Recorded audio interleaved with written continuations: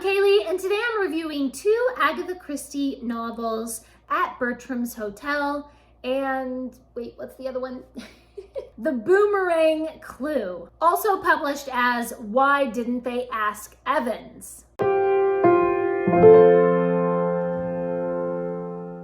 I have so enjoyed all of my Agatha Christie reading over the last year. These are my last two books from the Agatha Christie Challenge, and of course I will be talking more about the challenge and about all the Agatha Christie that I've read, but for now I just want to talk about these last two and review these. But before we dive into the reviews, I'm going to reach back here to our Booktuber Shoutout book and we're going to shout out somebody randomly. Today's shout out goes to Connie Reads. I will leave a link to their channel down in the description, so be sure to go down and subscribe to them. And if you haven't already, please do subscribe to this channel and give this video a big thumbs up if you love Agatha Christie like I do. So first we're going to dive into the review of At Bertram's Hotel. Miss Marple goes on a holiday to London and she stays at the highly respectable Bertram's Hotel. She begins to notice little ordinary things that aren't quite right around the hotel. And those little details become helpful to the police when they begin to investigate the disappearance of an elderly clergyman. We follow a lot of different characters, so we don't get to see Miss Marple very much. She's only in a few scenes, and she does very little to actually solve the mystery. But she does provide the final clue for the police to resolve their investigation. I really do wish that she were a more prominent part of the plot. Ooh, try saying that 5 times fast. Prominent part of the plot. I just wish that Miss Marple took more action. I mean, I know she's a little old lady. There's only so much she can do. But still, I just wish that she were more central to the story. However, all the other characters are very interesting and diverse. There's a teen girl who has never met her real mother. There's an international race car driver with a bad reputation. There is a fashionable woman who lives for the adrenaline of dangerous exploits. There's a doddering old clergyman who can't remember what he had for breakfast or where he's going or basically anything. And of course, the intrepid police inspector who suspects that Bertram's hotel might be concealing something criminal. I really enjoyed the twists and turns of the plot and the clues and the mystery. I was completely surprised by that final reveal. I had some ideas about possible suspects, but I had no idea how deep the rabbit hole could go. And it was just so fascinating to see how all these different clues come together. Each little detail adds up, all pointing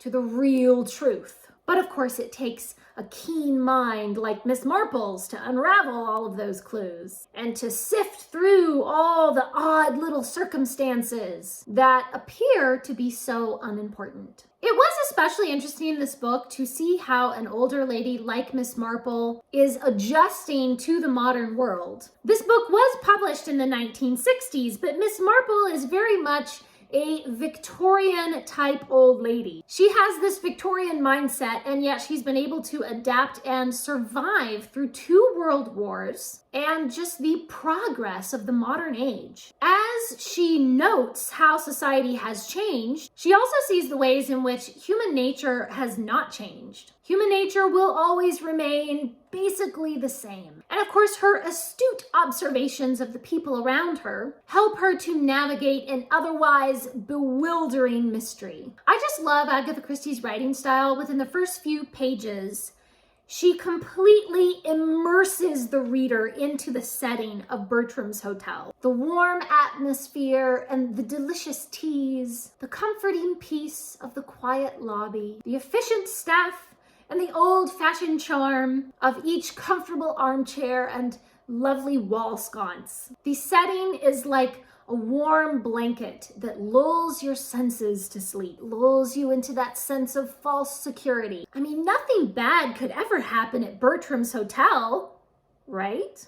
I gave this book 4 stars. I enjoyed it so much. And then I read The Boomerang Clue. I believe it's mostly published as Why Didn't They Ask Evans? Bobby witnesses the death of an unknown man, and he hears the man's last words, Why didn't they ask Evans? Bobby thinks nothing of it until he is poisoned a few days later. The words must have some meaning. Why else would someone try to kill him just for having overheard the man's last words? His childhood friend, Lady Frances, is intrigued by the mystery and agrees to help Bobby track down those involved in the stranger's death. They are surrounded by suspicious characters and possible enemies. Just when Bobby and Frankie think that they know who they can trust, they are betrayed by the last person they suspected. And their lives are in danger every minute. I loved this book so much. The mystery was baffling. The clues seemed to point in all sort of different directions. The adventure was really exciting. I was fascinated, all these twists and turns in the plot, and you just don't know what's going on. I had no clue. I had no clue what was going on until the big reveal at the very end. It was just so dramatic. I really adored the characters of Bobby and Frankie. They are so cute and funny and smart. They spend most of the book dancing around each other and sort of flirting, but they're trying to play it cool, you know? I just loved the slow burn romance between those two. And I liked the way that the writing showed little details, just little things that revealed their true hearts, even though they were trying to hide their real feelings. I do like a little bit of romance in my mystery adventures, as long as it doesn't get too sappy. And I like that it brings a deeper level to the characters and to the story. Bobby is just so hilarious and sweet, and Frankie is really blunt and sort of bold. And they're both trying so hard to be really tough and savvy, but they're really just adorable. They're both really complex characters with a lot of layers. It's so interesting to see their character development in a lot of different areas. Of course, the writing is complete genius.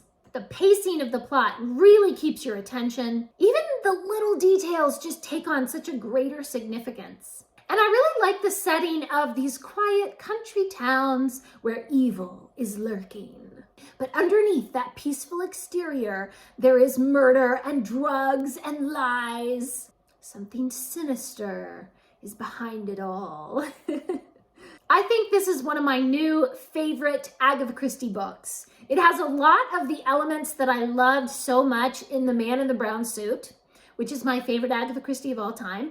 I still love Man in the Brown Suit more, but this one is probably second. It just has the same type of vibe, the same type of adventure, and the same type of romance. I ended up giving this one 5 stars. It is so fantastic. Please leave me a comment down below and let me know what is one of your very favorite Agatha Christie books. Thanks for watching. Please subscribe, and remember, the right book in the right hands at the right time can change the world.